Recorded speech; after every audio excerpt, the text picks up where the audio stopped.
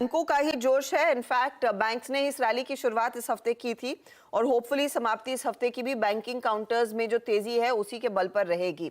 आप इस मार्केट को इन करंट पॉलिटिकल डेवलपमेंट्स के बीच क्या अप्रोच रख रहे हैं?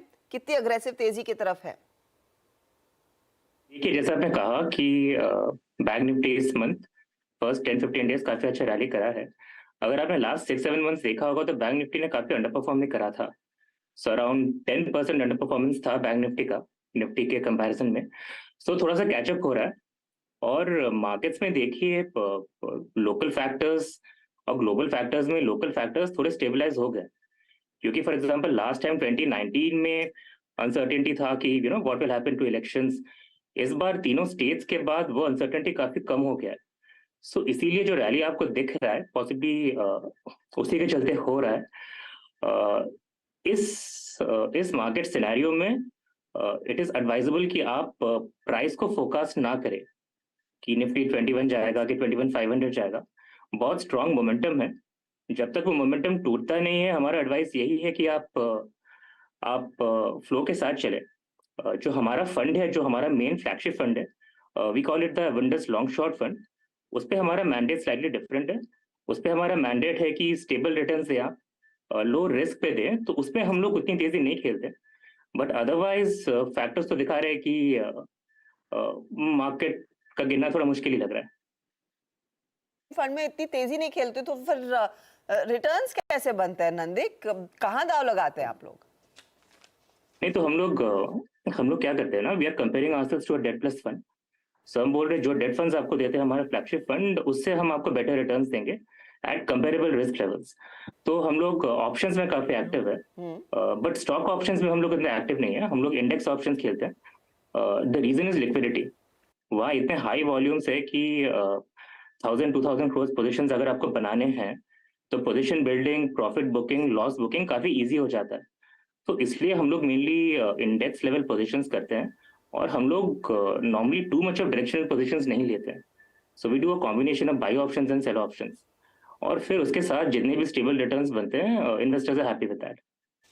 अच्छा, तो फिर मेरे को ये बताइए, फिर निफ्टी बैंक का भी ट्रेड आप लेते होंगे, तो निफ्टी बैंक में आप किस तरह के ऑप्शंस पर इस समय फोकस कर रहे हैं जो मोमेंटम देखा गया है? ये दो तरीके हैं, या तो आप फ्यूचर से लॉन्ग हो जाओ अगर आपको डेरिवेटिव्स में पोजीशंस बनाने हैं, या अगर आपको लॉन्ग करना है तो आप पुट बेच सकते हो, आप कॉल खरीद सकते हो।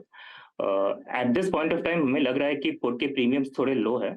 सो व्हाट वी डू इज हम लोग थोड़े पुट्स बेचते हैं, और वो रिस्क कवर करने के लिए हम लोग थोड़े दूर के पुट्स खरीद लेते हैं। सो फॉर एग्जाम्पल, अभी अगर बैंक निफ्टी 47,250 होएगा तो पॉसिबली 47,000 पुट्स हमने थोड़ा बेच दिया, थोड़ा 46,500 खरीद लिया, थोड़े ऊपर के कॉल्स बेच दिए, थोड़े ऊपर के कॉल्स खरीद लिए, और इस तरह से थोड़ा स्टेबल पोर्टफोलियो बनाते हैं। और पे आउट ऐसा होता है कि अगर मार्केट स्टेबल रहे या थोड़ा ऊपर जाए तो थोड़ा पैसा बन जाता है उसमें। आप कह तो रहे हो थोड़ा पैसा, बट आई एम श्योर पैसा खूब बन जाता होगा आपका। नंदिक, फिर कोई सेक्टोरल स्टांस नहीं लेते क्या आप लोग? हम लेना चाहते हैं, हम्म। But because we are large player, हम लोग फंसना नहीं चाहते हैं। क्योंकि कभी कभी क्या होता है ना, मोमेंटम बहुत ही फास्ट आपका अगेंस्ट भी चले जाता है।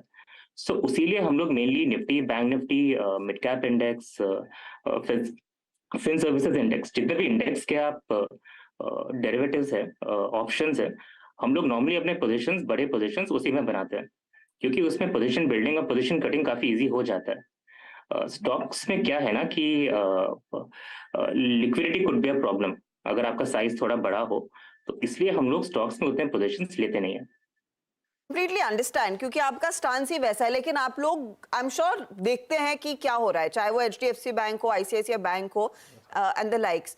तो अब मैं उस पर्सपेक्टिव से जानना चाहूंगी कि कहां से आपको लग रहा है वो ज्यादा थ्रस्ट जनरेट होगा, if it all it has to be an index also. क्या वो लार्जली बैंक्स होंगे? आज हम देख रहे हैं आईटी काउंटर्स में फिर से कॉन्फिडेंस लौटता हुआ दिखाई दे रहा है, and it perhaps could be imported क्योंकि नैस्डैक में तेजी है। तो इस समय कहां पर बुलिश व्यू बन रहा है जिसको आप जहन में रखकर फिर अपनी पोजीशन बनाएंगे अगली ट्रेड वाली? जी, हमारे लिए हाई बीटा सेक्टर्स कैसे मूव करते हैं वो बहुत इंपॉर्टेंट है। क्योंकि टिपिकल रैलीज में क्या होता है ना कि अगर निफ्टी ऊपर जा रहा है और हाई बीटा सेक्टर्स, मेटल्स हो गए, बैंक्स हो गए, अगर वो निफ्टी से अच्छा कर रहा है ना, और साथ में रुपी स्टेबल है, इंटरेस्ट रेट स्टेबल है, तो हम लोग नॉर्मली थोड़ा बुलिश व्यू बिठाते हैं मार्केट्स पे। और अभी अगर आप देखें तो हो वही रहा है, रुपी स्टेबल है, क्रूड नीचे आ रहा है, बैंक निफ्टी 6-7 महीने अंडर परफॉर्मेंस के बाद ऊपर की तरफ काफी अच्छा परफॉर्मेंस दे रहा है। सो हम लोग देखते हैं कि नॉर्मली इंडिसेस आपस में कैसे इंटरप्ले करते हैं, स्टॉक्स हम लोग कम ऑब्जर्व करते हैं। बट अगर हाई बीटा सेक्टर्स इंडेक्स से बेटर कर रहे हैं, मैक्रो स्टेबल है, we think it's a good time कि आप थोड़ा सा लॉन्ग रहे। आज जब हम बात कर रहे हैं, प्रॉब्लम ये हो गया कि काफी रैली काफी शॉर्ट टाइम में हो गया। सो उसको भी थोड़ा सा ध्यान पे रखना पड़ेगा, क्योंकि नॉर्मली इतना शार्प रैली इतने शॉर्ट टाइम के बाद कभी कभी माइनर करेक्शंस आते हैं। सो वो भी आपको देखना पड़ेगा। तो अभी आप बैंक कर रहे हैं कुछ माइनर करेक्शन का, क्या वो पॉसिबल है? पॉसिबल तो है, क्यों नहीं है, इतना इतना शार्प अगर बैंक निफ्टी बढ़ गया 10% in let's say 2 weeks 1 week, तो शार्प थोड़ा थोड़ा स्लाइट पुल बैक तो हो ही सकता है। But the good thing is, मेरे ख्याल से, हमारे हाउस के ख्याल से, ग्लोबल फैक्टर्स ही ज्यादा इंपॉर्टेंट रहेंगे, क्योंकि लोकल फैक्टर्स में आज आरबीआई भी हो गया, काफी concerns around what happens in May 2024 वो भी थोड़े से रिसीड कर गए। तो more than local factors, global factors decide करेंगे कि मार्केट्स कहाँ जा रहा है।